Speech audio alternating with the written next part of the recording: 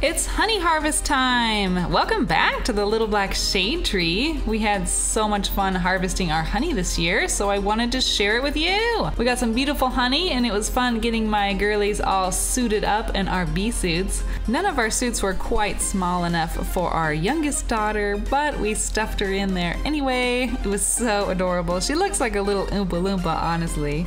I forgot I only had 2 sets of gloves, so I just pinched the sleeves shut with rubber bands, and they looked like little turkey legs, so we called them little turkey legs. It was so adorable. Once we were done suiting up, we got the smoker started. The best fuel for that are pine needles, that's awesome because you can find those all over our property. Once we got a good smoke going, we were ready to go, so we marched out to the apiary. My eldest daughter was helping us film this, which was very helpful.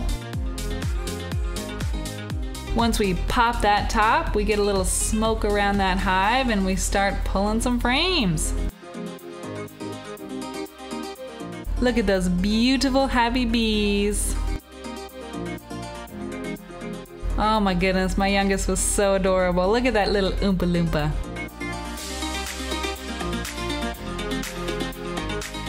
Once we pull out frames, we gently, very gently brush the bees off of them. Once we got the bees off each frame of honey, we put it in the cooler so the four-wheeler can pull it to our harvesting area. Moving on to the next hive, this one was painted by my daughters. I love their creativity. Here's a frame that's half capped. Capped means it's coated. They put a capping of wax on the top so it's full. There's a nice frame full of capped honey. The honey that's not capped is not quite full but still ready to harvest. Now here is a brood frame. The center, all these little bubble wrap style circles are the brood, and on the corners are the honey for the brood. Here's a nice frame of fully capped honey. It looks beautiful. This one's not capped, but that's okay. Brushing the bees is very gentle and does not harm them in any way, but yeah, it doesn't quite stop them from being a little bit irritated. Here we're digging deeper into this hive. Now this is burr comb. Burr comb is when they start making wax comb in places that you don't want it. Now once I'm done finishing taking the honey from a hive, I give them some sugar water, which is their absolute favorite. Alright, here's one of my favorite hives, certainly is a full one. It's fun digging into these big hives.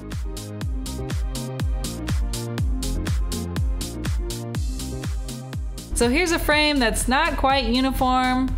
That's okay, and here's one that is. Oh my goodness, look how full that frame is. Oh man, that's a ton of honey. Yes!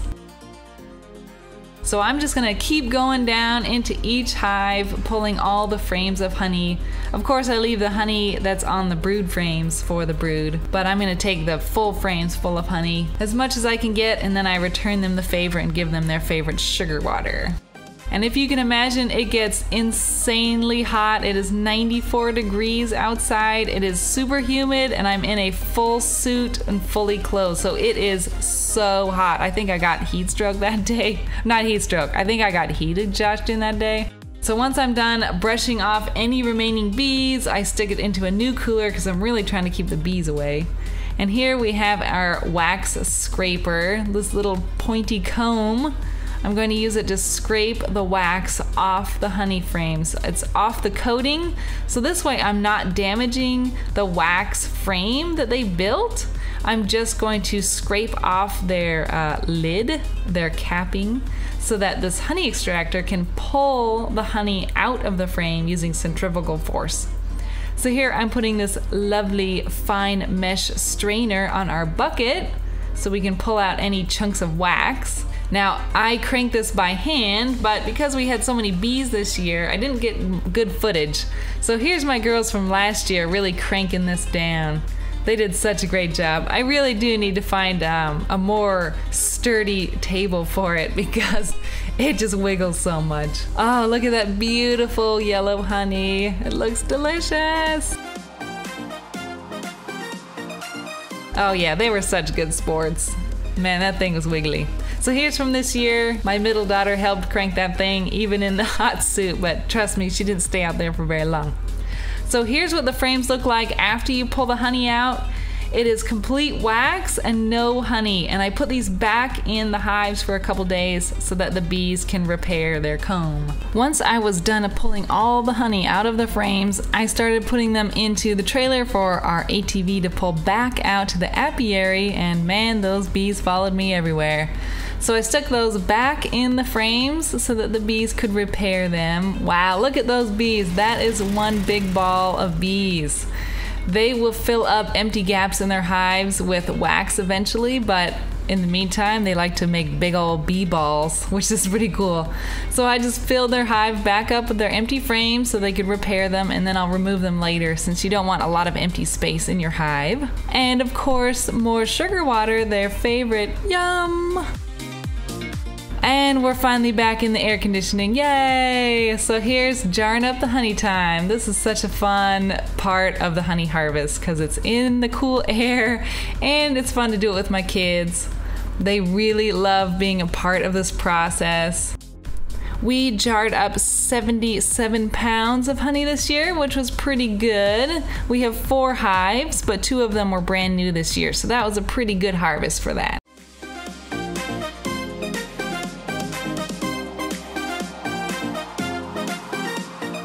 So to make them extra pretty, I put some twine around the top, put on our beautiful label, and I added dipping sticks. That was new this year.